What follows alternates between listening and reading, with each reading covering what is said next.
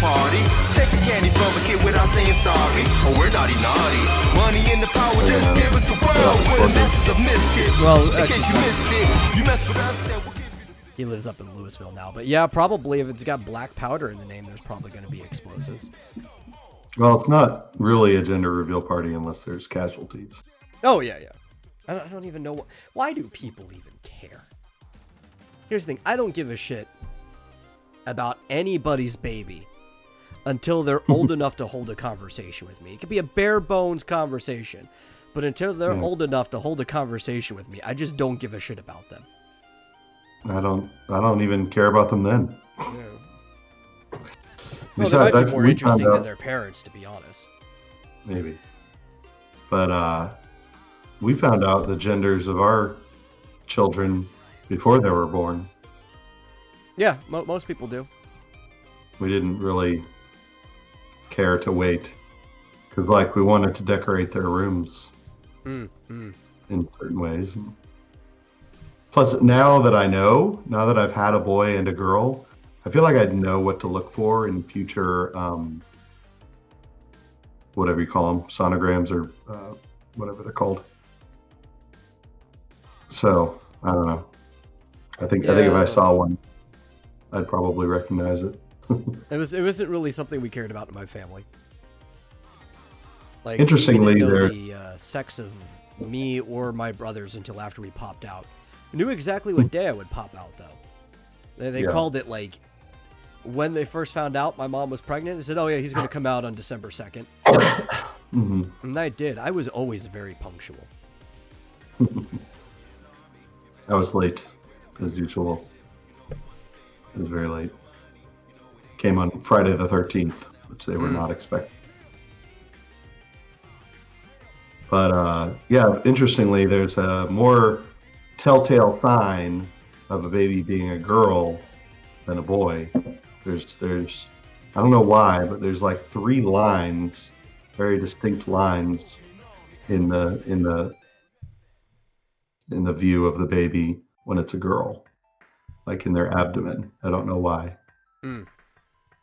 But I found it a lot easier. Like, once they told us and showed and pointed that out, it was a lot more distinctive than, when we had a boy. I was like, oh, that's really easy to see. Yeah, I don't know why either. I didn't even know that until now. I don't know much about the biology of a human before it comes out. I know a few things. I know, like, certain orders in which things form, but that's a very limited knowledge. I've never really bothered to look into that. Yeah, I have no idea what the 3 lines are. I don't know if they're maybe the ovaries and the uterus or something. I don't know, but it is very, very much easier to tell if it's a girl. I mean, it's basically something that's absent if it's a boy. So yeah. Well, I know part of it might be too that it forms earlier in women, right? Because functionally, even though you're already kind of set genetically one way or the other, a guy's kind of not a guy until, like, way later into the pregnancy, because the male genitalia forms later. Functionally, everybody's kind of a girl for quite a while. I learned that in Jurassic Park. Yeah. Who here wants fan art of them, says Rebellious Pastry. Well, Metal obviously does. I'm never against it. Yeah. Yeah. Yes. But I think you have some far more bizarre stories for us, I think. Yes, we do. So welcome to the Vomitorium on this glorious 22nd of April. in the horrifying year of 2021, as I'm told. Personally, I'm fine, but a lot of people hate this year. They thought it was going to be better than last year, but man, am I going to have to blackpill you? Every year is just going to get worse for the rest of your life. And part of it is just because you don't have that wonderment of being a child anymore. And you realize things never get better unless you actively make them better. Mm-hmm. It's called educating, deal with it. You know, we didn't, at least we have explosives at gender reveal parties. Yeah, but I mean, I can have explosives anywhere. More explosives are always better. Oh, yes, I'm a big proponent of explosives. For constructive or destructive purposes, I really don't care. Mm. And anyway, as always, I am your host, The Metal, and joining me is my co-host, other side, Marsupial Gamer. I keep forgetting that my camera's not flipped anymore. And, yeah, we've got some weird things to talk about today. This year sucks so far. I've been enjoying it. I have to say it's better than last year. Last year, I lost my job, I got evicted, I had all of my possessions stolen. So, you know, I could only go up from there, right? No, you could possibly go down from there, but I feel like at this point, it's easier to go up than it is down. Like, you'd be spending a lot more energy to go down than would be to go up. Yeah, I mean, you know, I did have a car to sleep in. So, I mean, I guess it could have been worse. I could have been sleeping on the sidewalk or something. Yeah. Could have been sleeping on the sidewalk with birds pooping on you and people spitting on you as they walk by. Could have been a lot worse. I guess so. But it's not. It's much better. Yes. And at least nobody mistook you for a dangerous animal. Yeah. Well, I do look a little like a Pizzly bear, but... Yeah, just a little. If we shaved one. Yeah, right. Have you ever seen a shaved bear? Those things are weird looking. Because you don't realize how much of the bear is actually, like, fur. And also, unlike apes and, like humans and stuff, their skin isn't tight to their musculature. Which gives it quite a bit of defense in that regard, because it's hard to actually hurt them. But it's all loose, so it's just like this big, saggy dog. I can imagine. Yeah. Well, like, I feel like I've probably seen a bear that maybe, like, in the summer, don't they kind of shed sometimes? A little, yeah, but depending on the type of bear, they're never going to get too short hair, right? There are short hair bears, but that's about as short as it's ever going to get. Yeah. I feel like it would look like a hairless cat, which is all wrinkly and weird. It's more saggy, Definitely. like a Shar-Pei. Yeah. Yeah. You Why, can do kind you of have a get like picture? the look of it just by looking at one come out of the water, because all their hair just gets all like flat and matte and saggy on them. Mm-hmm. Yeah. That's right. Josh shows his hairless Pizzly. Yeah. So why? Do you have a picture of a hairless bear? Or what, No, I don't. I have nothing about that. I was just saying, at least you were mistaken for an animal. Because apparently, in some places of the world, people can't tell what isn't an animal. Oh, right. Yeah. I already blocked this story from my mind. So off in the good old land of Poland, in I think that's pronounced Krakow. Yeah. There was a lady. I think it was a lady reported that there was a strange animal sitting in the bush near her apartment complex. So, you know, authorities came to check it out, and it took them a while to actually get to it because it was in a weird place in a tree, according to this translation. They thought it might be an iguana, though it was really dark to be an iguana. And by the time they finally got it... Kind of beige. Yeah. Was it brown? Brownish Yeah, it was beige? brown. Yeah.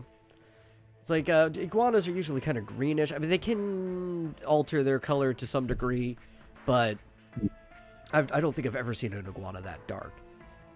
Yeah. And when they finally pulled it out, and they took the thing out of the tree, it turned out it was just a croissant.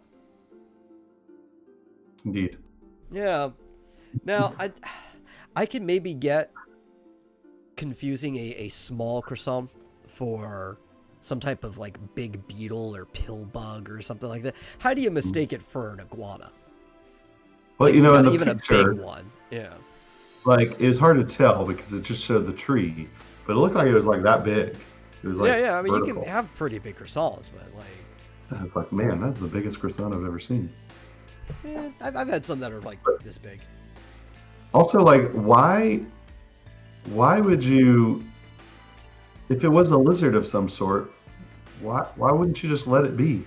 Yeah, like, what's an iguana ever done to somebody? Like, because iguanas can get pretty big, too. Like, I think that's kind of small for an iguana, even how big that thing is.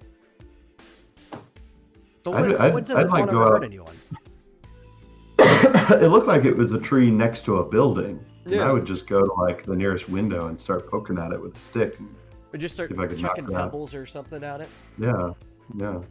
How did it get up there? That's the question. I've never seen croissants crawl that high. I haven't either. I'm assuming because there's clearly floors above it that somebody at a higher balcony probably dropped it and it got stuck in the tree. Now I want to know who wastes a perfectly good pastry like that. I don't know. Was it out there like in the rain and stuff? Because like, maybe it's still good. I don't. Maybe. I mean, there's probably bugs crawling all over it or inside of it and stuff. Yeah. Like, I mean, if they had just left it, it probably would have rotted away. Probably, or maybe like some birds would have started picking at it. Yeah. You'd think you'd see a bunch of birds. Maybe it was in the winter. I mean, I guess it was in the winter, but I don't know how cold it gets in Krakow. I don't even know. Like, is it still technically winter in Poland? I mean, it does get pretty cold in Poland. Yeah, I mean, it can be cold, I guess, this time of year. I mean, but yeah, you'd think be birds pecking at it. Maybe. It was the rebellious pastry. That's right, Rick. Yeah. So, I mean, a lot of, expense went into getting this thing down from the tree, I guess. Oh yeah, like think how many people like their tax dollars. I don't know how taxes are in Poland. They seem like a pretty sane country, so it's probably not that bad. But just all your tax dollars go into getting these local authorities up into this odd tree and pulling out a pastry. Yeah, I'd be upset. Are we still up? Maybe it's just on my end. For some reason, Twitch is going in and out. No, it seems fine on mine. Okay, I'll just ignore it then. Elric is you gotta get here on time, Elric. You're gonna miss the best stories. No, yeah. Pastry and a tree. I mean, I kind of want a croissant now. I'm just saying. I just ate, but I could eat more. Yeah. Like, have you ever had like a ham and cheese sandwich, or just any type of sandwich where you like cut the croissant in half and just make your whole sandwich in there? That's how I've seen like really big ones, because you can make a whole sandwich inside of one. Sure. Yeah. I've had that before. That's what I want right now. Completely coated in butter. Sounds good. Yeah, man, I haven't had a croissant in a long time. Me neither. You know what else is good at like a French bakery is pain au chocolat, which is basically chocolate bread. It's kind of like a croissant with like chunks of chocolate, melted chocolate inside. It's really good. The French dish. Now, I'm not super big into chocolate, but I will occasionally eat a chocolate-covered donut. So if it was like a once-in-a-while thing, I could see myself eating that. Yeah, that's good. I've been to France, and they've got really good pain au chocolat. I've never been to France. I'd like to go. I found that most people were just as rude as you expect. I expect people to be rude everywhere except for like Japan. Well, I mean, here's the thing. Most people, when they go to France, they go to like Paris, right? And it's just like New York. It's a big metropolitan city. People are going to be rude in either place. Well, that's what I mean. Like in the cities, I expect people to be rude anywhere except in Japan. because Japan just has like this really big politeness culture. Now they're probably rude in other ways because these people just don't give a shit about you, but they won't bother you or anything like that. Yeah. Interestingly, like in France, you're not going to run into a whole lot of people that speak English. I mean, probably more in France speak English, more French speak English than Americans speak French. But in Italy, on the other hand, like almost everybody speaks English. No, I think you probably ran into a lot more French people that speak English than you realize, but the French are really stuck up and they refuse to speak English. A lot of them have to do trade with the English because of the channel and stuff like that, and there's a lot of people that speak English there, but they're French in France. Why would they speak English even to somebody who doesn't speak French? Exactly. This is the culture. I mean, if you're in your own country, you shouldn't be expected to speak anything but your own language. But I did find it easy. See, the thing is, when I went to France, I could speak French pretty fluently, so I got along okay. When I went to Italy, it was many years later, and I've never learned Italian. I just learned a few phrases before going, and still got along pretty well because they were very happy to speak English. Well, Italy has like a hospitality culture to it. Mm-hmm. In fact, like every Italian immigrant I ever know keeps trying to pester me into going to their house and eating dinner with them. Like a very big hospitality culture. The French, not so much. Especially in the city. They're just kind of like, they have a fuck off culture is what the French have. Yeah. And it's the same in Greece. They're very, hospitable. Yeah. Plus, here's the thing. In Greece, like literally everybody speaks English because you know why? Nobody outside of Greece speaks Greek. Yeah. Like, so they kind of have to, like, to even get along. So, I mean, everybody in Greece, literally everyone speaks English. But they are also very hospitable. I mean, who in Greece even speaks Greek? I mean, ask yourself that. Well, they all pretty much speak Greek as well, but I mean, it's not a dead language. No, it's not, but it might as well be. Yeah, it's close to Latin, I guess. Yeah. Well, it predates Latin. But the modern version's way different than, say, like what most people think Greek is. Yeah. Well, and I went with my dad to Greece, and he, we were staying with like a doctor friend of his, and we're obviously very hospitable because we were their guests. But they took us to all kinds of wonderful seafood restaurants and stuff like that. It's almost entirely seafood.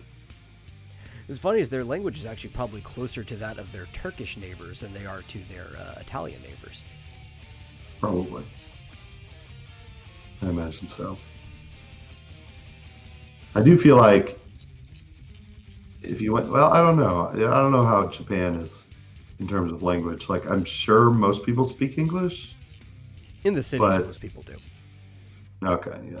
It's taught in schools as the primary, secondary language. Like how, say, in Texas, we teach Spanish here as the secondary language by choice, but you can take other courses. Yeah. I have a feeling it would be similar to Italy in that most people would still speak English. They prefer you to speak their own language, but it's weird in Japan specifically, right? Because a lot of people, one, they don't think you're going to be able to speak Japanese well enough. They don't think very much of like. No, it's not that they don't think much of Americans. They just don't really think much of Americans in regard of like linguistic skill. Yeah. Right? Well, I mean. Yeah. You get there, you're obviously white or whatever. Yeah. If you're not Japanese looking, I'm sure they would expect you to not speak it very well. But also, a lot of them want to practice their English because they took it in school, and they don't actually get to practice it on native English speakers. And a lot of them would rather just speak English than Japanese because they never get a chance to speak English. Yeah, actually, I follow someone on Twitch. Yeah. I don't know if I'm going to remember the name offhand, who specifically says on her channel, I'm doing this to learn English. So, I only speak English, but she's from Japan.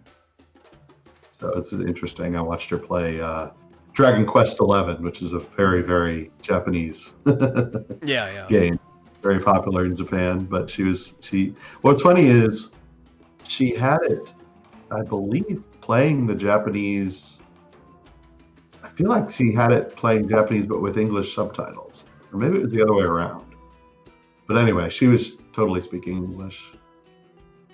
So, yeah. That's usually how I practice a language when I'm trying to learn it, is I will have them with the audio in that language and then English subtitles, so that I can try to like glean information from what people are saying. Yeah, maybe. No. I remember because I was thinking, oh, these are interesting, different, clearly different VAs because they were speaking in Japanese. So it was interesting to watch her play the game in Japanese, basically, but with English subtitles. It's true. They do have a lot of English signs in Tokyo and in the other like big metropolitan areas. In Scotland, it's illegal to not let someone in to use the bathroom, like in a restaurant. Or like your house. I'm not letting someone in to use my bathroom with some stranger. What if they really gotta go? Go ask the neighbor. Go in. Depends on if it's number. Well, I mean, if it's number one, go in that bush over there. It's number two. I'm definitely not letting them in. Well, here in Texas, I know it's like this in some states, but specifically because how hot it gets here, I would assume places like Arizona, New Mexico have similar laws. If you are a place that provides beverages, so you actually have like cups and stuff like that, it is against the law not to provide somebody with water. And it's because of how hot it gets here in the summertime. Like free water. Yeah, like if they don't have money, you just give them a cup and give them water. It is the law. Because you don't want people dying of thirst. Yeah, I did not know. I don't know if that's a law in Arizona, but I wouldn't be surprised. Yeah. Because they probably would have adopted it for the same reason Texas would have adopted the law. Mm-hmm. I'm just reading the chat. It's awesome that it's illegal not to let people in for to use the restroom. I don't know if that's awesome, but... What if it's a pretty girl? Well, maybe that's different. But, you know, I guess it depends on if she's very homeless looking or not. I don't know. Have you ever seen the Keanu Reeves movie? What's it called? Like one knock something knock or one knock or... I don't know. I don't know if I've seen this. I'm assuming it has something to do with the conversation. That's why I can't think of it. What is it? Yeah. It's called Knock Knock. No, I've never seen Knock Knock. It's a 2015 Keanu Reeves movie. It's on Netflix, and it is one of the worst movies I've ever seen. It's horrible. That's so like stupid. Half of Keanu Reeves' movies are just the worst things you've ever seen. But see, so what happens is he's at home, his wife and children are out of town, and these two absolutely beautiful, gorgeous women knock on his door in the middle of a rainstorm. And he makes the mistake of letting them in. Let's put it that way. And they basically destroy his life. They destroy his house and they destroy his life. So I'll just leave it at that. But it's the stupidest damn movie ever. It was a good thing it was normal Keanu, not John Wick, because he probably would have just killed him. Yeah, he was a real wimp in this movie. Like they just walk all over him. And not in a good way. Well, at least he wasn't attempting to do a British accent, was he? No, definitely Okay. not. I think he was supposed to be in California or something, but Because he does the worst British accent. yeah. Well, like in Dracula? Yeah. Yeah. It's the absolute worst. Yeah. So I would not recommend Knock Knock. Terrible. I wouldn't recommend Dracula. But I also wouldn't Actually, you know recommend what? letting... I would recommend Dracula, but for all the wrong reasons. I thought it was okay, other than him. I mean, I don't for know. the time. I don't know. But anyway, yeah, I'd just be cautious. Even if it's an absolutely gorgeous woman, you know, I guess if she seems desperate, I'd let her in to go to the bathroom, but still would be very cautious. I don't trust anyone. Or answer your door with like a gun or a longsword in your hand, just so they know you mean business. Well, if someone's knocking on my door just randomly, at least, well, if it's not like Do in you the middle not of the night, always open the door with a longsword in your hand? not usually. I spot some cultural differences here. Yeah, clearly. So oftentimes my longsword is at the shop, you know. I keep mine right under the bed. I need to get an epi or a mangosh or something like that, or a mango, however you pronounce it. Oh, a mangosh for the your little sidearm for when you're fencing. Yeah, the one with the Yeah. the cover for your hand. A long Sephiroth sword, yeah, I should, or a cloud sword, a buster sword. I feel like you'll probably have an easier time lifting a Odachi, which is what the Masamune is, than you would having the Buster Sword, which was named after a bastard sword. I actually don't have a long sword, I have a bastard sword. Which a bastard sword is kind of like the length of a long sword, but instead of having a two-handed grip, it's a hand and a half. So it's kind of like a long sword that's fitted to be a one-handed sword. It's not a very smart idea unless you're like really trained to use it. The Master Sword really is actually a bastard sword in Ocarina of Time when you actually look at the art and measure how long it is. It's very big. Very long.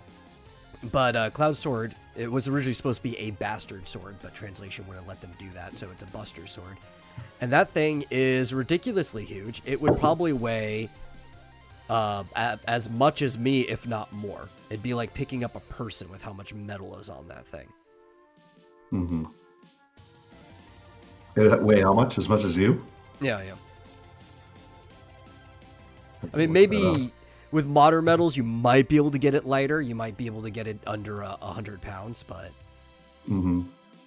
some of like the really big ones that look like they're made from like old metal practices would be heavier than like the endgame swords. Yeah, here it says a replica crafted with solid steel blade weighs in at nearly 100 pounds. Yeah. My God, you'd barely be able to lift that thing. I guess the thing is, like with the Master Sword, Link is supposed to be incredibly strong. Yeah, I mean, so is Cloud, like any Final Fantasy character is, yeah. Right. Well, I mean, yeah, but the Master Sword's not that heavy, though. Right? It would be balanced better than the one I have, because mine, it is full tang. You could use it in battle if you sharpened it. It's a pretty sturdy sword, but it's not sharpened, right? It is for display, and because it's for display, it's not balanced well. But I can use that thing one-handed well enough because I've practiced with swords. So it's not, like, unreasonable for even if he wasn't super strong to be able to use the Master Sword. Cloud Sword, on the other hand, you would kind of need some form of super strength to even wield properly. Yeah. I bet you the Hylian shield weighs more than the Master Sword. Probably. That thing's made of metal. But yeah, according to Google, the Master Sword is 42 inches long and weighs about 9 pounds. Yeah, which is still a little heavy for a sword of its size. I was expecting closer to like 6.5, but... Yeah, and someone's suggesting the shield probably weighs close to 12 pounds. Yeah, because I think my sword probably weighs...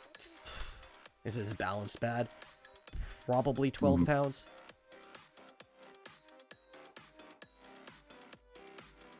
Yeah. It's got a very heavy handle. Oh, I know how we got on this. We were talking about answering the door with a sword. Yeah. It's like, how did we get on this? Oh, yeah.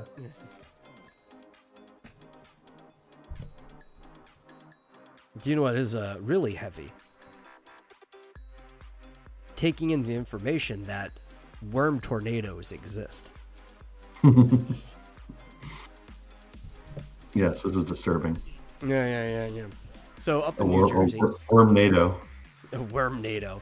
Up in New Jersey, because where else could it be but the Garden State? There's got to be tons of worms in the Garden State. That's where worms live, in gardens, right? Mm-hmm. Nowhere else but gardens, you know. It's not like you can find giant worms in the middle of African rainforests or anything like that. Giant worms? Wait, are these giant worms or regular? No. I'm just in African rainforests. You can find giant worms. Okay. No, these are just like normal sized worms. I think they're like this long. Did I read right that earthworms didn't originally exist in North America and that they were brought here by Europeans? Am I right about that? I don't know. I've never heard that, but I could totally see that being true since, I mean, earthworms, I would think originated in Africa. Yeah, see, earthworms are... Oh, wait. Earthworms aren't... It says earthworms are native to the United States, but the earthworms in some northern parts of the country, including Vermont, aren't indigenous. Yeah. Well, I mean, I guess worms some are are. very, very old. The ancestry to earthworms probably goes back to before these continents were separated from each other. So I would also not be surprised that there are worms native here. As far as I know, that some of the oldest worms are in Africa. Now, wait a minute. So here's another website, Ecosystems on the Edge, that says that earthworms disappeared in North America 10,000 years ago in the Ice Age, and that modern earthworms are from Europe. Modern North American earthworms are originated I don't know in that Europe. much about earthworms. I just know the history of the African ones. Yeah, so apparently earthworms in America are not native, or they've been here for 400 years, but no longer than that. They're Which is not interesting the because- indigenous breed. Right. It's interesting because you always hear like, oh, they aerate the soil and everything, and I'm sure they do, but apparently they weren't necessarily necessary. No, worms aren't necessary for aerating the soil. There's a lot of things that do it. Yeah. But I guess they help. Yeah. They don't seem to be a detriment. No. Mhm. Well, because especially here in Texas, do you know what most of the soil moving is done by, right? Everybody's least favorite insect, but a favorite of this program, the ant. Oh. Yeah, ants end up moving the soil around a lot, which ends up aerating it because they are constantly changing the interiors of their hills. Because some of their little caves, they're just deemed, I guess you would condemn them, so they let them crash in. They'll dig new ones. An ant hill's interiors are not uniform throughout the life of even just one queen. Mm-hmm. Interestingly, like I guess everywhere, there's those seasonal cicadas, and I just remember in Nashville when we had I guess we had 7-year cicadas. There'd be holes in the ground all over the place when they come out. When they come out, Yeah. You're like, oh wow, the whole city is completely aerated instantly. Yeah, a lot of insects end up doing it. Yeah. But apparently earthworms can be scary too, huh? Yeah, If they're well, I flying. actually don't even think these are earthworms, are they? Oh, no, they are. They're just really dark earthworms. They have almost like a grayed color to it. It must be based on the type of soil that they are usually processing. Uh-huh. And they're not quite sure why, but these worms started swarming around in like a spiral formation, creating a worm tornado, almost like a whirlpool on this concrete area. Were they moving? Yeah. Some of Gross. them were still wriggling in place, but they started spiraling around, creating like a tornado. We're not talking about in the air, right? No. This is along the ground. Almost like it's the same formation like if you're letting the water out of the drain and it starts draining around the spot. There was no pipes or anything nearby. It's not like they were going down a drain.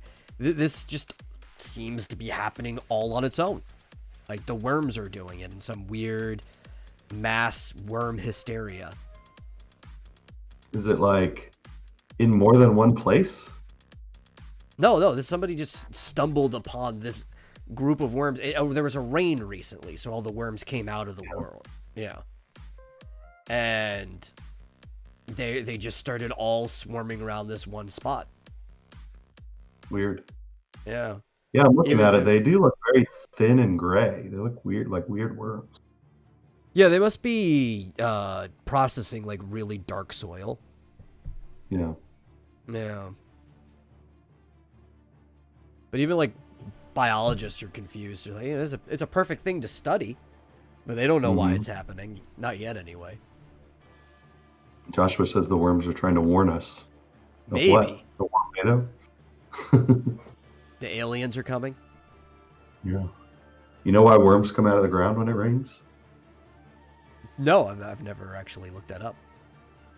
It's because their holes fill up with water, and they have to breathe air, so No, that makes sense. they have to go above the water table, and so they would drown otherwise. Yeah, no, that makes perfect sense. Mm-hmm. I thought there'd be a more interesting answer than that, but No. that's a logical one.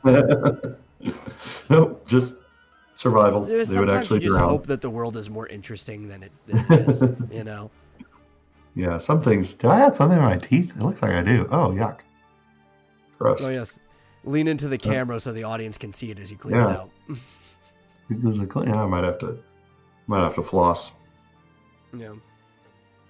Sorry about that. But yeah, no, I mean some things in life are stranger than fiction, but worms are definitely not one of them. Yeah, they tend to be like the most mundane thing in all of nature. Yeah. I'm still listening. I'm just gonna walk over here for a minute. Yeah, sure. We all believe you. Grab the floss. That everyone type 1 in the chat if you believe Marsupial, 2 if you don't. Believe me what? I just told you what I was doing. I was flossing. Yeah, but we can't see. We don't know. Yeah. Well, now You you could have can been see. you could have been over there just like Yay. I don't know, viciously beating a raccoon for all we knew. Like, oh, what, you know. I was like, I know I don't have like a dead tooth. What the hell is that? Like, oh, it's a piece of spinach. It was literally a piece of spinach. I could go for some spinach. Yeah, my mom makes spinach a lot for some reason. Say every other night with dinner we have spinach. I don't even know what option 3 is. I don't know either. I'm not even sure what options 1 and 2 are. Oh, whether they believed you or not. Oh, okay. Well, thank you, Rebellious Pastry. I was checking out the warm tornado over in my bathroom. Oh, you're holding out on us, eh? Yeah. So, I mean, it's an interesting story, but they have absolutely no explanation. Nope. Just worms being worms. Doing wormy things. You gotta love that. Yeah. You're like, yeah, we don't know. It's actually just a game of worms gone wrong, where all the players just, instead of trying to defeat each other, decided of just destroying the arena in the center, trying to actually make an image out of the map. What's really gross is that in this picture, like if you go farther away from the center, they're kind of more just spread out and random, but it looks like people are stepping on them. They look definitely stepped on. Well, I mean, would you let those worms stop you from getting to your destination? No, but I just, stepping on lots of worms seems like messy business. Especially if you're somebody like me who hardly ever wears shoes. Quits mentioning my CBD oil.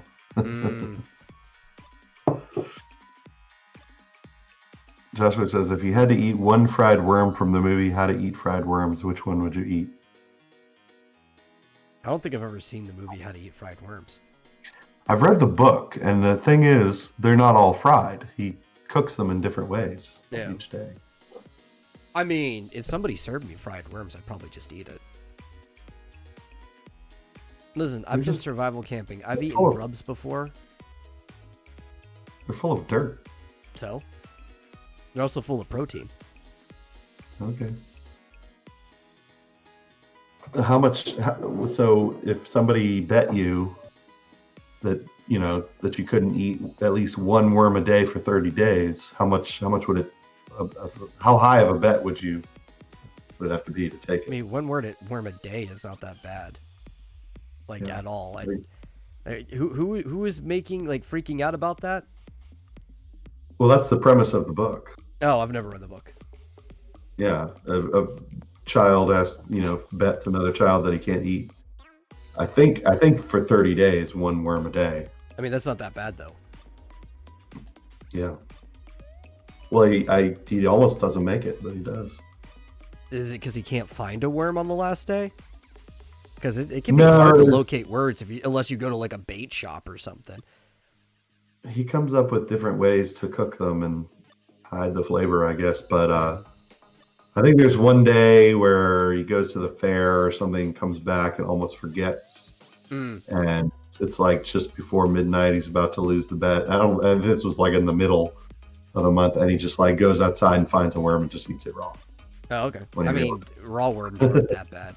Cooking it would be better, but they're not that bad. Especially like as long as like you just have to show the person that you ate it, right, to prove it or something. I'd stick it right on a sandwich in front of me, like with my sandwich meats, and just eat it. It would not bother me at all. I was in a June bug eating contest before. I got my ass handed to me, but I was in a June bug eating contest. My dad actually was the one who won the contest. Yeah. Okay, so here's the thing. They changed it in the movie. In the movie, it says he must eat 10 worms in a single day. That's not what happened in the book. Yeah, that's definitely not what happened in the book. Okay, he has to eat one worm a day for 15 days, and the winner gets $50. This was in 1973, mind you. So yeah, I don't know how. Let's see, inflation calculator. I mean, I'd easily take that bet. That is not bad at all. That's an easy wager. Yeah. In today's money, that's $300. Oh, dude, that's enough to buy a Wii. Yeah. So, and presumably these are children. Doesn't say, but yeah. For a child, $300 is quite a bit. Yeah, how many video games I could buy for $300? Yeah. So that is interesting that they changed that for the movie. 10 worms in one day. That I think would be probably for time constraints. Yeah. Because it's a movie. Yeah. But I think that would be easier because I'd sooner eat 10 worms in quick succession, get it over with, than to have to anticipate eating one worm every day for 15 days. I mean, honestly, neither of them are that bad, but like I would just go to the bait shop the first day and I would just buy like all the worms I'm going to need and to just leave them in like the garage or something and just eat one a day. It wouldn't be that hard. Yeah, it does seem like he's leaving a lot to chance to say, to not have them all ready to go. Yeah. That's, kids, they're dumb. Yeah. Especially in 1973. Yeah, I would dress them up though. Yeah. You feel like I eat worms? I have eaten worms.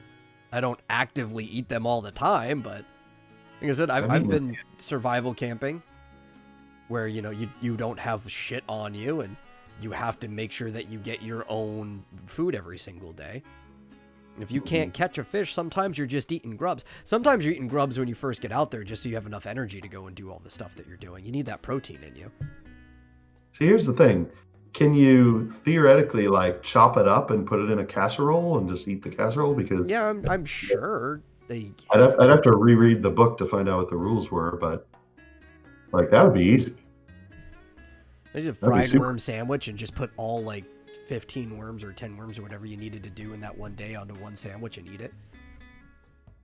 Yeah, all at once, one go, just all 10 worms. It would be like having a warm tornado in your stomach. Ugh, gross. I have more of a problem with this than you do, obviously. Yeah, clearly. I think I'd be okay eating one if I got a lot of money for it, but I would probably have to chop it up and put it in something. Well, when I say I've eaten grubs, it's you're eating like a whole handful of them. You got to eat like at least 6 ounces if you're gonna get enough energy to do anything, right? Like, how much protein is in a single earthworm, right? Let's look. I'd rather have a 6-ounce steak. I mean, the color on M&Ms is made from some sort of beetle extract, right? Oh, that's cool. Or not the color, but the like the wax, the coating that's on the outside.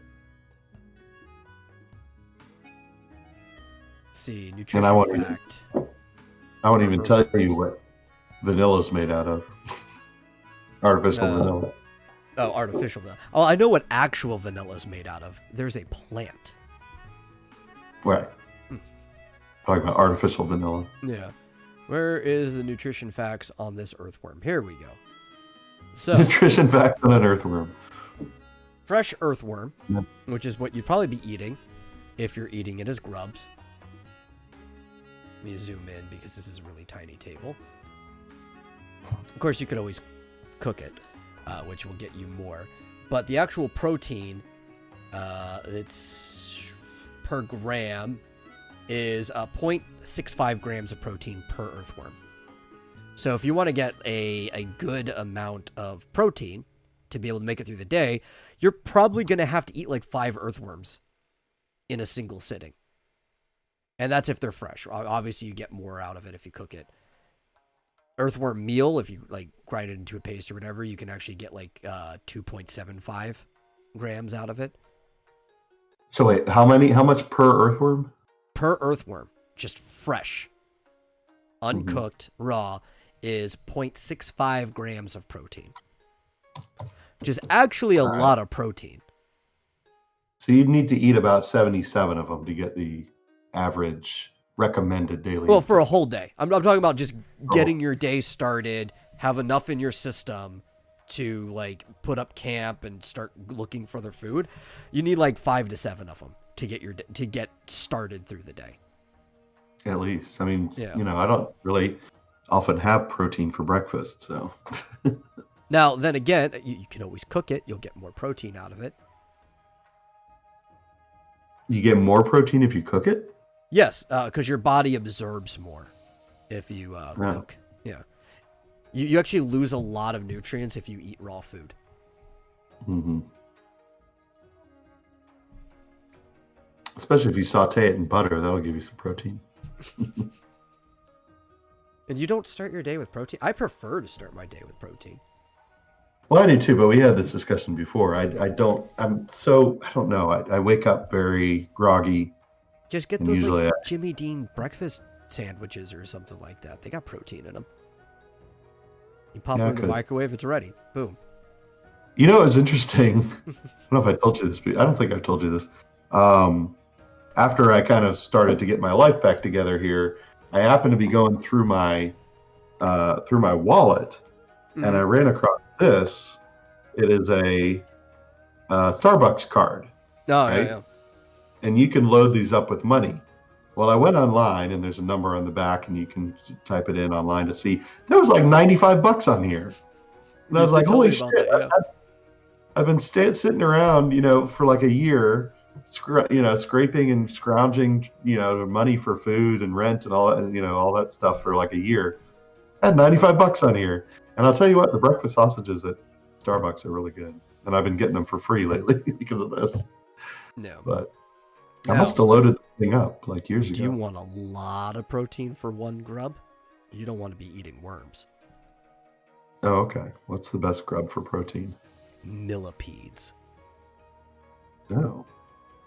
Aren't they poisonous? No, that's centipedes. Oh, okay. Millipedes are the fat ones with even more legs. Mm-hmm. And millipedes, depending on the size of them, can be anywhere between like the smaller ones can be like 2 whole grams of protein that's edible just right there without cooking it, all the way up to like the African millipede, which can get up over a yard in length. Yeah. is about 15 grams of just edible protein right there. I'm gonna stick with breakfast sausages or breakfast sandwiches. Ugh, gross. What are those like? I've seen like on what was that show? Fear Factor, Yeah, I yeah. guess, where they're eating like some sort of beetle. Well, I know It they looked used to really- eat night crawlers. I don't know what else did they used to eat on Fear Factor. They used to eat a I don't lot know. of different things. I loved Fear Factor. We used to watch that at around dinner time, and my mom hated that it came on around dinner time because we all had like TV trays and stuff, and Yeah. she had to like rush and eat before the show got started, or else she would lose her appetite. And I would just sit there eating my food in the middle of like the eating competition. It didn't faze me whatsoever. And she almost threw up a couple times watching me eat while watching the show. I remember there was one episode where they ate these really big fat beetles. I'm sure they They were. look- Ugh, They ate all they kinds of were stuff. they're alive too. That's the show that made Joe Rogan famous. Mm-hmm. Well, 'Cause wasn't he- more famous.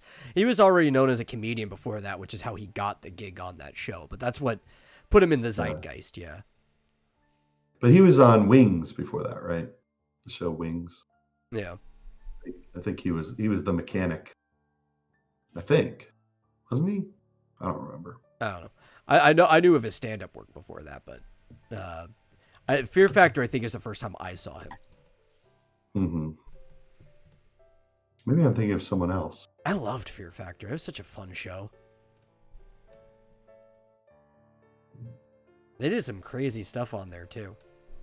I guess that's kind of the point of the show, but I was thinking of Tony Shalhoub. He was on Wings. I don't know who Tony Shalhoub is. Tony Shalhoub? Yeah, I don't know who that He's is. really? He was in that show Monk. He was in. Oh, okay, I know who that.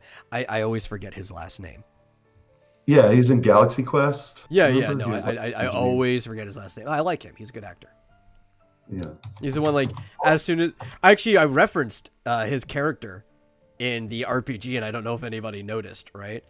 When you guys hopped over to the other world after, like, the bright lights and everything, your NPC friend just kind of, like, pops some gum in her mouth and walks off like it was nothing, which is what Tony's character does when they get beamed up to the ship for the first time. He just, like, chews some gums, like, that was pretty cool. Yeah. Did she say that was a hell of a thing? Yeah. God, what? I know Joe Rogan was in something before Fear Factor. I love it Because too. I Like remember- after they when they had a good idea or whatever, and he just has the whole engineering crew come in for a group hug everybody. It was a good effort. Yeah. Galaxy good. Quest is such a good movie. I'm gonna rewatch that. It's been a while. It's been at Galaxy Quest. least 4 months since I've seen Galaxy Quest. Yeah, Galaxy Quest is like the perfect movie. Yeah. It's one of those movies that's just absolutely perfect. Oh, News Radio. He was in News Radio. That's what I was thinking of. Oh, he's the maintenance guy. I don't think I've seen News Radio. Really? Yeah, he was in News Radio. That's how when he started Fear Factor, I was like, I knew him from News Radio.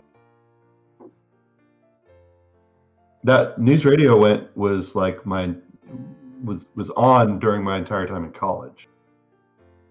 So Oh, I okay. knew it very well. Oh, there you go. Flit got it at the same time I did. That's what it was. Oh, well, actually, he probably got it before I did. Yeah, you probably just weren't looking. Yeah, no, I was trying to figure it out Phil myself. Hartman was in it. I have to go back and watch this. I don't think I've seen a single episode of News Radio. Seriously? Yeah. News Radio is fantastic. It had, Dave Foley from Kids in the Hall.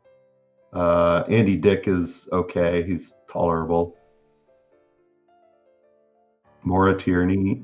Was it better or worse than WKRP in Cincinnati? I would say better. Okay. I liked WKRP, but It was all right, but I don't think that show holds up quite that well in terms of just it's kind of dated. yeah. So you think that show is a bit more eternal. What, news radio? Yeah. I think so, or at least it's. I haven't seen it recently. I haven't seen it. You don't know. Yeah. I don't know, but I remember it being hilarious. I think I've seen every episode. It's great. It's funny because, like, I think Stephen Root plays like the maybe the radio station owner, basically the boss over everyone.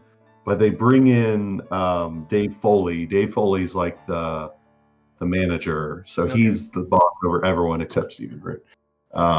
But he's like really young, and so they don't really respect him, and he's constantly having to. And Phil Hartman, oh, he's hilarious. He's like he's Phil Hartman. But he plays like this celebrity, radio station personality who's just like totally stuck. There's a lot of funny people. Yeah, that I'm seeing on this cast. Really... Like John Lovitz shows up. Yeah. It's a really funny Norm show. MacDonald. Yeah, okay, I'm gonna have to watch this. See, Rick says it's about equal to WKRP. Okay. Fair enough. But it's definitely recommend if you've never seen it. It's a good show. Because I remember one of my favorite bits in WKRP, and I think this one still shows up, or still holds up, is they're doing the Thanksgiving, like kind of like giveaway thing. So their news copter, their traffic copter, is just dropping frozen turkeys down onto the ground, and people are running and screaming, and it's like it's hilarious, And so as a radio show, though, you see the people in the studio, but they're having to describe this whole thing to you in just audio format. So you're just hearing them describe in great detail these turkeys being dropped down on people. Yeah, that does sound pretty hilarious. I guess I haven't seen very much of WKRP. No, that was great. Who was one of my favorite sitcom actors was in WKRP. I'm trying to remember his name, because he was also in Sister. I don't know. What's his name? I'm looking up this now. I always forget this dude's name. Tim Reed. Tim Reed was in it, and Tim Reed was great. He played Venus Flytrap. He was one of the radio hosts in it. Yeah, that guy's been in a lot of stuff since then. Yeah. Really hilarious guy. Yeah, did that show center, like, I mean, it had the radio show, but that was kind of like in the background, right? I mean, wasn't it centering around the relationships of the people? A little. It was a main feature. Like the set that they were on the most was the radio show. It was just, it was mostly their interactions and stuff like that. Yeah, because that's what news radio. I'm guessing it got a lot of. I'm guessing it was heavily influenced by WKRP. It all took place in the radio office, but like it was mostly about crazy shit that happened between the people. It didn't really have a lot to do with the radio station itself. But yeah, it's a fun show. I really like WKRP. I'd go back and rewatch it, but because I actually never even heard of news radio until now, it sounds like a show I would enjoy. I probably should go and watch it. Oh yeah, definitely. And Joe Rogan's in it. Yeah. He kind of the reason I think I got him confused. He kind of plays a similar character to Tony Shalhoub in Wings, in that he's like kind of a bumbling maintenance guy. He's always screwing stuff up. Yeah, and also back because he's kind of got like a very weathered face naturally. Back when he had his hair plugs, or even before he started losing hair, he had a very similar kind of like fro-y hair. So they kind of looked the same earlier on. You wouldn't mistake the two now, but I could see the confusion, especially if you're just not really thinking about it clearly. Mm-hmm. Yeah, I mean, those are very, very similar characters. So. Yep. And then he went to Fear Factor and told people to eat Rocky Mountain oysters and bugs and things. Now that one, if I had to do it to win a show, I think I could eat a Rocky Mountain oyster. I have no desire to ever put one in my mouth otherwise. I saw that episode, and they're huge. Yeah? Unsurprisingly, I guess. Gross. I can't imagine. I mean, obviously, The it's prize a for Fear dish. Factor was pretty good. Like, people eat them, like, Yeah. voluntarily. Oh, yeah, it's a delicacy, apparently. But can't imagine what One they I'll taste pass like. on. Yeah, I'd rather try. eat worms. I don't remember what were the prizes, like $1 million if you won. Yeah, it was some, Whatever. like, ridiculous amount of money. I don't think it ever got up to $1 million. It was probably like 100,000. But it's like the amount of money that you win for doing 3 challenges, because that's all. Each episode was like 3 challenges, because everybody had to basically go through all 3 challenges. So it took up a lot of time to fill up this show. Yeah. Yeah. Yep. Well, and speaking of filling up time in the show, that's been our hour. Always goes by so fast. Yeah. It's going to make the Saturday show feel like it takes forever by the time we get to it. I know. But I got Do you some have? things in store. That's what I was wondering. I was going to ask you that. So. Yeah. So, thanks for showing up and supporting the show by watching. If you'd like to support it further, you guys know where to donate, specifically streamlabs.com/vomitorium live. If you ever even want to have your name pop up in there during any of the recordings of the show. And simply, you can just share it with somebody who might also enjoy the show. The more, the merrier. And we'll see you guys next time. Bye.